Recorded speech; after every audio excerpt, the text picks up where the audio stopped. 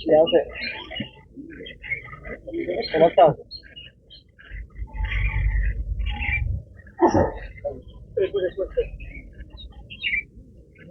This is always the problem of, on a lighter note, when journalists rely on sources for putting out breaking news.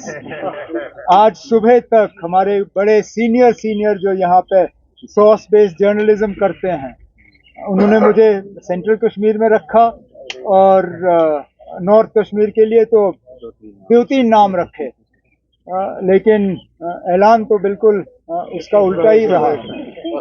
So in future sources पे काफी एतबार करें और at least find better sources.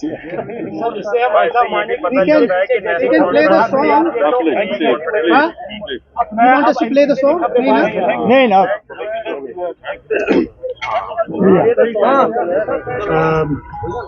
शुक्रिया आप लोग तशरीफ लाए। आज हम लोग दोनों कैंडिडेट्स का अनाउंसमेंट कर देते हैं। नॉर्थ कश्मीर से उमर अब्दुल्ला साहब लड़ेंगे और सेंट्रल कश्मीर से आगा रूहुल्लाह साहब लड़ेंगे। ये कैंडिडेट्स हमने अनाउंस कर दिए। अब जो आपने वो रिलीज करना है तो अभी आ रहे हैं आप तब तक, अगर कोई सवाल हो उमर साहब पकड़ लीजिए। चलिए अब्दुल्ला यहाँ से आप ये 3 MP रह चुके हैं 2019 के बाद। What the NC achieve after that, और आप लोगों से क्या पॉलिटिकल स्ट्रेटेजी रहेगी एनसी के? जहाँ तक स्ट्रैटेजी की बात है, वो स्ट्रैटेजी आप हम पे छोड़ दीजिए ना। स्ट्रैटेजी इस तरह मीडिया में उसका ऐलान नहीं किया जाता। जहाँ तक पार्लियामेंट में क्या हुआ क्या नहीं हुआ, पार्लियामेंट का रिकॉर्ड गवाह है। आप देखिए डिबेट्स में एमपी, हमारे जो एमपीज रहे हैं, उन्होंने कितना हिस्सा लिया, कितने सवाल उठाए, कितना उनकी परफॉर्मेंस रही, वो सब आपके सामने है। डेवलपमेंट के लिहाज से जहाँ जहाँ उनको पार्लियामेंट के फंड मिले, उनका सही इस्तेमाल हुआ। जहाँ पे उनको लोकल गवर्नमेंट को अकाउंटेबल रखना था, कमेटियों के जरिए, बाकी चीज़ों के जरिए, जहाँ तक हो सके उन्होंने किया। हकीकत ये भी है कि अगर आप देखें तो सबसे मुश्किल 5 साल के पार्लियामेंट के इन एमपीज के दौर में रहा। इलेक्शन के फौरन बाद 5 अगस्त 2019 का हुआ, हम उसमें से निकलना शुरू कर गए तो कोविड की बीमारी आई। तो ये एक ऑर्डिनरी 5 साल का सेशन नहीं रहा, लेकिन उसके बावजूद मैं ये मान के चलता हूँ कि हमारे एमपीज जो हैं, बिलखसूस मसूदी साहब और फारूक साहब, उन्होंने पूरी कोशिश की कि जम्मू कश्मीर के लोगों के जो जज्बात हैं, उनके जो ख्यालात हैं, उनकी सही तरीके से पार्लियामेंट में तर्जुमानी हो। और आगे जाके भी हमारे जो अब 3 उम्मीदवार जनाब फारूक अब्दुल्ला साहब ने मंजूर किए हैं, शुमाली कश्मीर से, जनूबी कश्मीर से और सेंट्रल कश्मीर से, आगे भी हमारा यही मौक़िफ़ रहेगा, हमारी यही कोशिश रहेगी। हमारी लड़ाई इस बार किसी इंडिविजुअल के खिलाफ नहीं है। मेरी लड़ाई अगर आप नॉर्थ कश्मीर में देखें तो लड़ाई किसी कैंडिडेट के साथ नहीं है। मेरी लड़ाई उन ताकतों के साथ है जो उस कैंडिडेट के पीछे खड़े होकर उस कैंडिडेट का सपोर्ट कर रहे हैं। हमारी लड़ाई साउथ कश्मीर में, सेंट्रल कश्मीर में, नॉर्थ कश्मीर में बीजेपी और मरकज़ की हुकूमत के साथ है।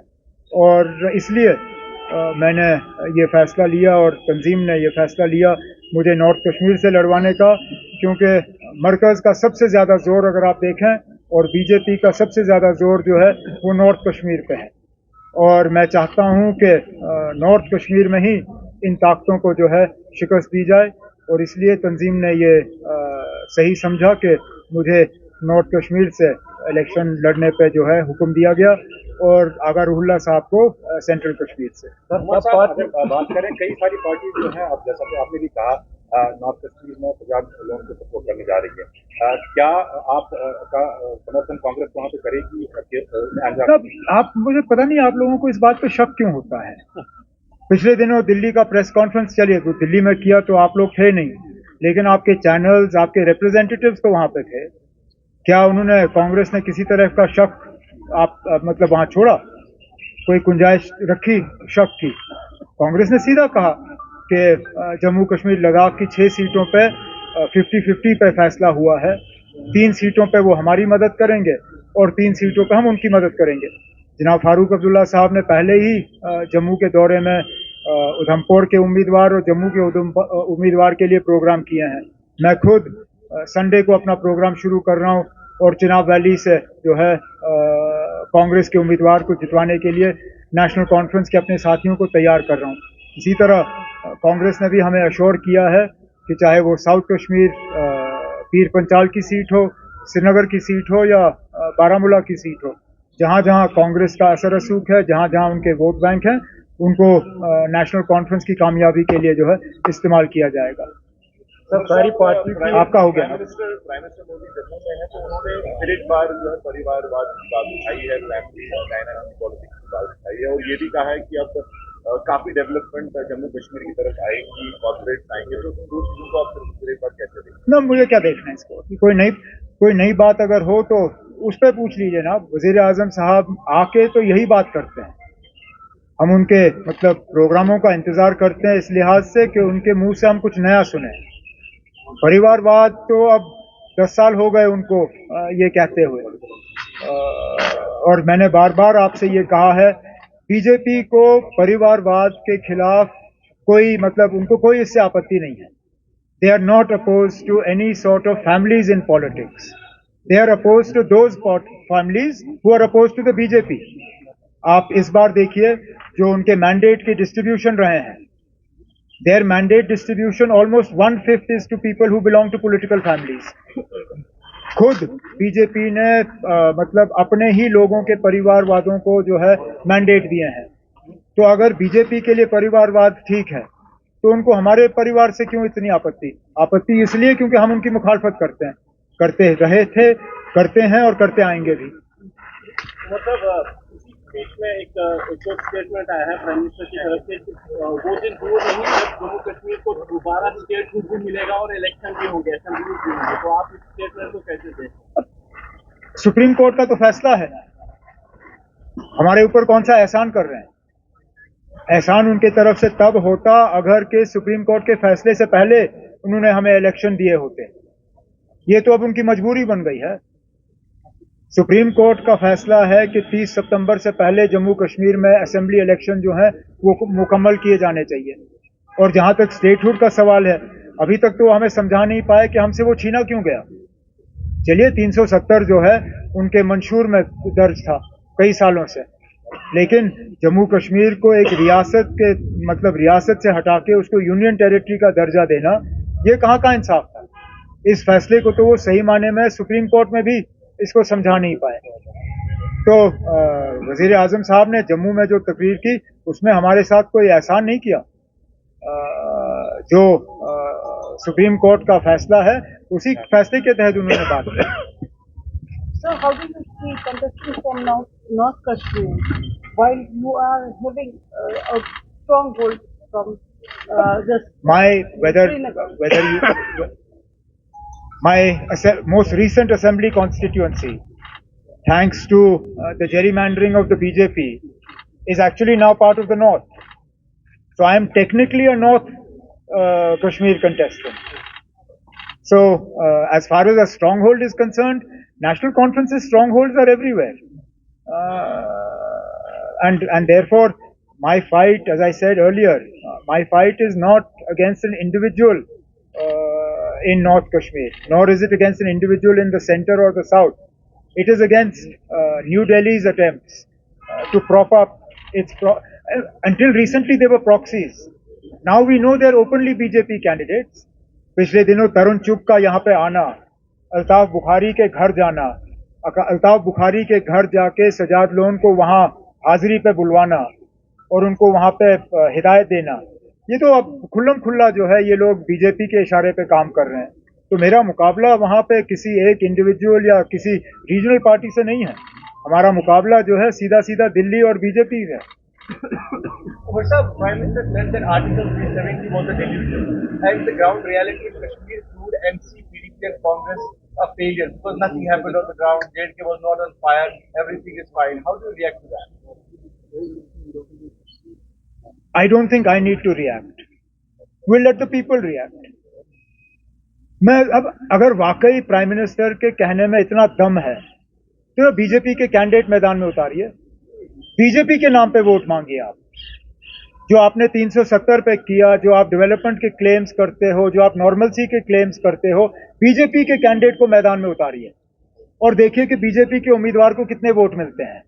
ये जो ए टीम, बी टीम, सी टीम को आप यहाँ प्रॉप अप इस्तेमाल करने की कोशिश कर रहे हैं, ये छोड़िए। जब आप कहते हो कि आपने इतना सारा कुछ किया है, जब आप कहते हो कि जम्मू कश्मीर में जो है हम लोगों ने कुछ नहीं किया, तो ठीक है, फिर हमारी जमानत जब्त हो जानी चाहिए। हमें हराने के लिए इतनी कोशिशें क्यों? हमें हराने के लिए तरुण चुग साहब को, इन लोगों को एक स्टेज पे लाने की क्या जरूरत? हम तो गए गुजरे हैं, हमने कुछ किया ही नहीं। लोग हमें कबूल नहीं करेंगे। अगर लोग हमें कबूल नहीं करेंगे तो बार बार तकरीरों में हमारा जिक्र क्यों? बार बार अपनी आपकी एजेंसियों का हमारे खिलाफ इस्तेमाल क्यों? बार बार अपनी तकरीरों में हमें क्यों निशाना बनाया जाता है? ठीक है ना, हमने कुछ नहीं किया। अगर आपने इतना सारा किया तो मेहरबानी करके इन 3 सीटों पे बीजेपी के उम्मीदवार उतारिए और हम देखते हैं ना, अगर उनकी जमानत जब्त नहीं हुई मैं सियासत छोड़ दूंगा। उमर साहब, महबूबा मैडम ने अभी कुछ दिन पहले प्रेस कॉन्फ्रेंस में उन्होंने कहा कि वो जम्मू में कांग्रेस का सपोर्ट करेंगे। जो अब कांग्रेस का वोटर कश्मीर में है, वो अब किसको सपोर्ट, एमपी को सपोर्ट करेगी, पीडीपी को सपोर्ट करेगी? अब मैंने पहले भी इस सवाल का जवाब दिया। क्या कांग्रेस की तरफ से इसमें कोई शक की गुंजाइश रह गई है? कांग्रेस ने सीधा ना, दिल्ली के जिस प्रेस कॉन्फ्रेंस में मैं खुद बैठा था, कांग्रेस ने खुद उसमें ऐलान किया है कि हमने 3 सीटों पे जो है फैसला किया है और हम एक दूसरे की मदद करेंगे। अब इसके बाद शक की कहां गुंजाइश है ना? तो आपके कहने का मतलब है पीडीपी को सपोर्ट नहीं करेंगे? उन्होंने खुद कहा, मुझे कहने की क्या जरूरत है? कांग्रेस ने खुद कहा कि 3 सीटों पे वो नेशनल कॉन्फ्रेंस की मदद करेंगे और 3 सीटों पे नेशनल कॉन्फ्रेंस कांग्रेस की मदद करेगी और हम मिलके जो है इन 6 सीटों पे, लद्दाख, कश्मीर की 3, जम्मू के 2, इंशाल्लाह इन 6 के 6 सीटों पे हम बीजेपी और उनके जो यहाँ पे मुखौटे हैं उनको हम हरा के रहेंगे। कल राजनाथ सिंह का एक स्टेटमेंट आया कि अपोजिशन जो है इस वक्त डेमोक्रेसी खतरे में है, बोल रही है, लेकिन जब इमरजेंसी लगी थी तो उनको अपनी मां के अंतिम संस्कार में जाने की इजाजत नहीं मिली थी, पेरोल नहीं मिला था। तो इस इमोशनल कार्ड को आप लोकसभा इलेक्शन में इस वक्त कैसे देखते हैं? कमाल। अब आमतौर पे लोग कहते हैं कि जिस दौर से हम आज गुजर रहे हैं ये इमरजेंसी से कम नहीं है। फर्क सिर्फ इतना है कि उस वक्त इंदिरा गांधी ने थोड़ी सी हिम्मत की और उसको इमरजेंसी का नाम दिया। इस वक्त में इमरजेंसी के हालात हैं लेकिन उसको इमरजेंसी बुलाया नहीं जा रहा है। नहीं तो मुझे बताइए ना, आप जिन चैनलों के लिए काम करते हो, जिन अखबारों के लिए लिखते हो, आपको कितनी छूट है ना सच बोलने की? कितनी छूट है ना? अब आपके कार्टून वालों को हुकूमत के कार्टून बनाने की इजाजत नहीं है ना। आप में से कितने हैं जिनको पुलिस थानों में बुलाया गया है? कितने हैं? मैं अब आपसे कहूंगा नहीं कि हाथ ऊपर करिए, लेकिन मैं चेहरे से पहचानता हूं ना। अब आप में से कितने हैं जिनको आपके नजदीकी थाने में बुला के आपसे पूछताछ की गई हो कि आपने ये क्यों लिखा या ये बाइट क्यों दी या आपने फलाने का इंटरव्यू क्यों लिया? अब ये हालात ऐसे हैं कि आप मतलब इस चीज को वो नाम दे नहीं सकते हो जिनको दबी अल्फाजों में जो जिसके तरफ इशारा किया जाता है। लेकिन जमहूरियत आज इतने ही खतरे में, शायद उससे ज्यादा आज खतरे में है बनिस्बत के उस वक्त इंदिरा गांधी ने तब भी हिम्मत करके फिर इलेक्शन कराए और किसी को इलेक्शन से पहले गिरफ्तार नहीं किया। और हाँ, ये सही बात है। उस वक्त इलेक्शन से पहले कितने गिरफ्तार हुए थे ना? इमरजेंसी में जो हुए सो हुए, उसके बाद सारे छूटे। इलेक्शन से पहले कोई गिरफ्तार नहीं हुआ।